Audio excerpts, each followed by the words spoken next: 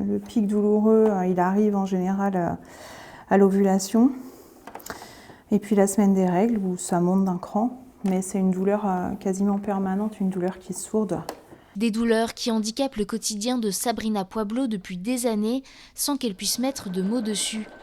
Cette éducatrice spécialisée s'est fait diagnostiquer en septembre une endométriose, une maladie gynécologique qui provoque une fatigue chronique et des douleurs intenses dans le ventre, voire des vomissements et perte de connaissance. C'est quelque chose qui vous tombe dessus, mais en même temps on attend un petit peu ce diagnostic parce qu'on sait qu'on a tous les symptômes.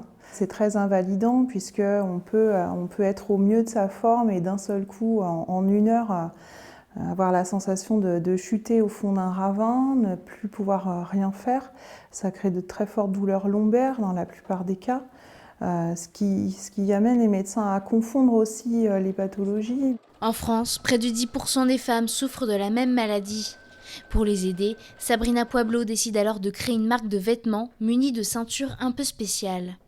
Donc vous avez une ceinture, et puis donc à l'intérieur une poche, une derrière, une devant. Et c'est une ceinture donc qu'on vient enfiler comme une jupe ou un pantalon. Avec à l'intérieur des poches des bouillottes chaudes, car si aucun traitement n'existe, la chaleur permet de soulager les douleurs. Quand on a de l'endométriose, c'est super dur de s'habiller parce qu'on a le ventre qui gonfle. On a l'impression qu'on est gonflé de partout d'ailleurs.